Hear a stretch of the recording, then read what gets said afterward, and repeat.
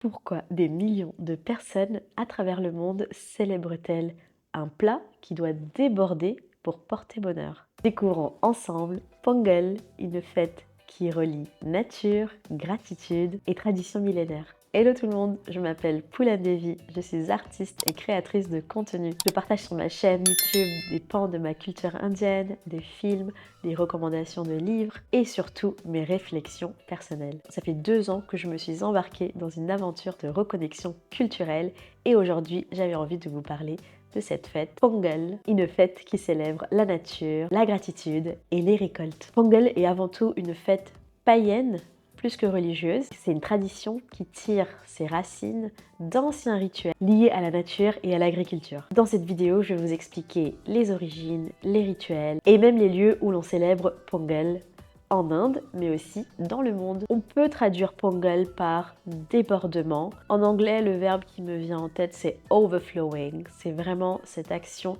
de faire déborder le lait du pot et le faire couler pendant plusieurs secondes. C'est une fête des moissons qui date depuis plusieurs siècles. À ses origines, c'était donc une fête païenne marquant le cycle des récoltes et rendant hommage aux ressources naturelles telles que le soleil, la terre et la pluie. Avec le temps, Pongal est devenue une fête très importante et aussi associée religieusement à l'hindouisme. Et elle est associée au dieu Surya, le soleil, et est souvent célébrée entre le 13, le 14 et le 15 janvier.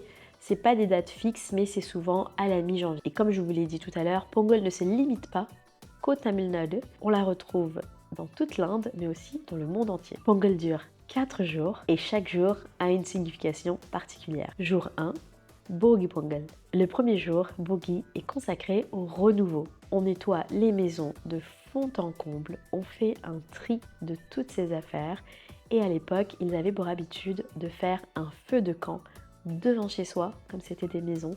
On sort dans notre rue, on fait un feu de bois et à l'époque, on avait aussi l'habitude de danser autour pour célébrer ce renouveau et l'arrivée de ces récoltes abondantes. Bogi Pongal, c'est aussi une tradition symbolique qui nous aide à nous débarrasser des énergies négatives emmagasinées dans tous ces objets que l'on garde et que l'on ne veut pas jeter. Le jour 2, c'est le jour principal, Pongal, Suri Pongal, Tai Pongal. C'est donc le jour principal où l'on prépare ce fameux Pongal, ce plat à base de riz cuit dans du lait, du jaggery qui est du sucre de palme, mais aussi d'autres petites épices comme la cardamome.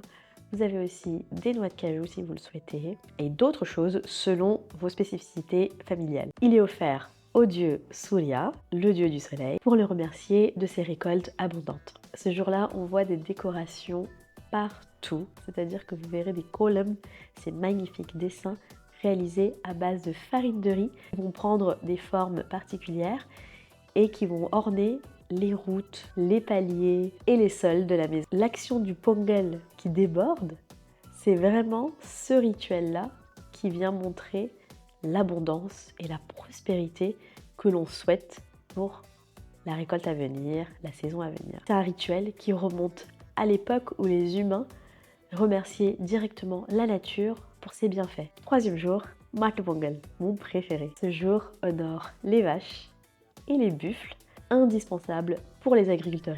Ils sont lavés, choyés, ornés de guirlandes de fleurs, même le droit à manger des plats spéciaux ce jour-là. Les vaches, elles sont magnifiques quand vous les regardez dans la rue.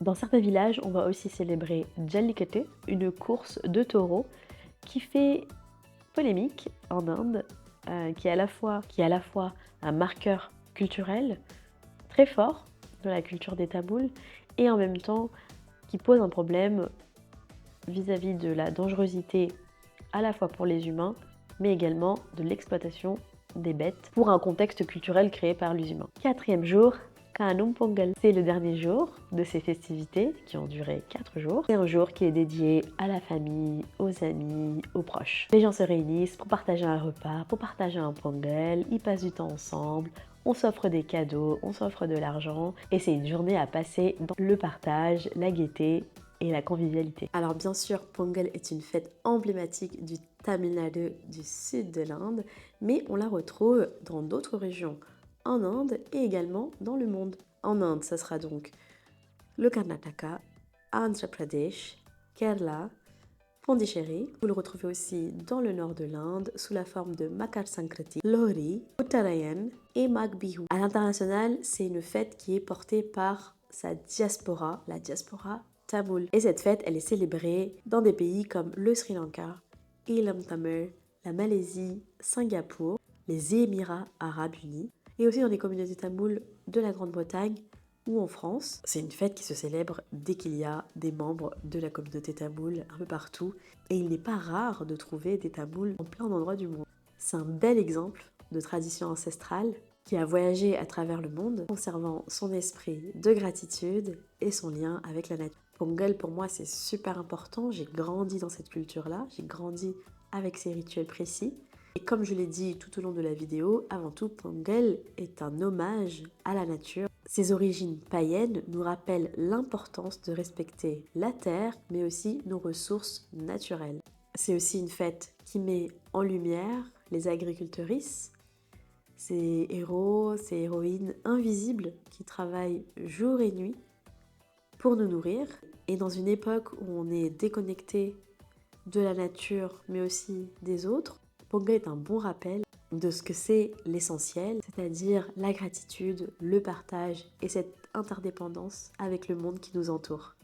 Comme je vous l'ai dit, moi j'ai grandi avec Pongal via ma mère et c'est elle qui m'a inculqué le respect envers les agricultrices. Comme dans le monde entier, les agricultrices font face à des défis socio-économiques énormes, terribles, vivent dans une énorme précarité, font face à un taux de suicide élevé. C'est vraiment ma mère qui m'a fait comprendre que l'agriculteur, l'agricultrice est comme l'intermédiaire des dieux. C'est eux qui nous mettent de la nourriture dans notre assiette.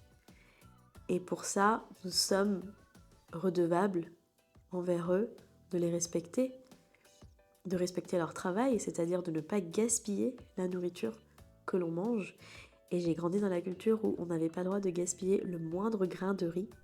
Lorsqu'on lavait le riz par exemple, ou lorsqu'on l'égouttait, il ne devait pas y avoir un grain de riz qui partait à la poubelle. Cette habitude m'est restée et même maintenant, je me rends compte que je le perpétue et que je l'exige à mes proches autour de moi.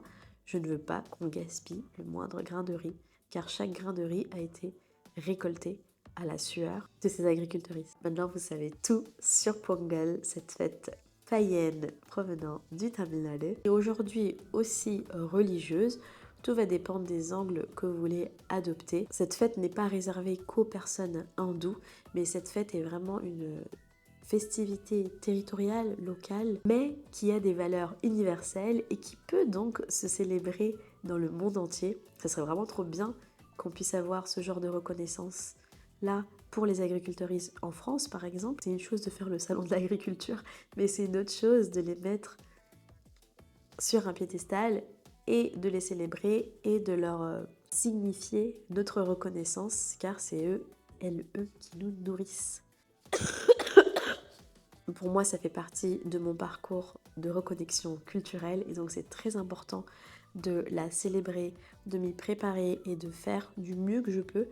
Quand j'étais petite, c'était plutôt stressant de participer à la préparation, à l'élaboration de ces rites, car tout était mis sur les épaules de ma mère et ma mère devait tout nettoyer, tout cuisiner le jour J et je trouve que ça m'a laissé un mauvais souvenir et j'ai plus envie de rester sur ce mauvais souvenir là. J'ai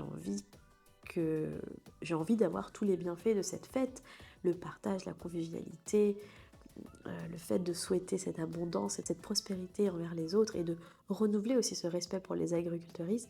J'ai envie de l'incarner cette année et je veux que ce soit fait selon mon rythme, pas que ce soit stressant. Si le ménage prend trop de temps, alors on s'y prend un peu plus à l'avance. En fait, j'ai eu la bronchite, donc je suis dans un état. Aujourd'hui, ça va à peu près, mais je suis encore très malade. Donc ça m'aide aussi à prendre du recul et me dire, tu fais de toute façon le mieux que tu peux, mais il n'y a aucune raison de se dépasser pour une fête au final, qui demandent quand même de respecter les uns les autres, et même si on ne se respecte pas, alors ça n'en vaut pas la peine. Et je sais que pour plein de gens qui souhaitent se remettre à la pratique religieuse ou païenne de certains rites, peuvent se retrouver confrontés à certains niveaux de perfectionnisme. Oui, si telle chose n'est pas faite de telle manière, alors je ne peux pas la faire.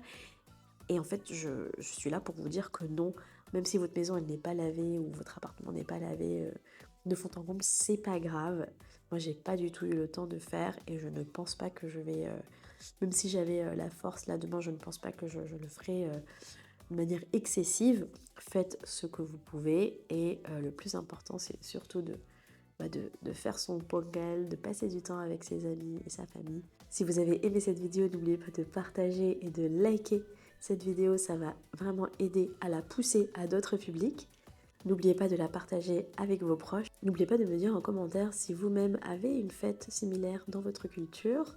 Je vous dis, prenez soin de vous, Pongal Vartakal et Nandri Vanakkam.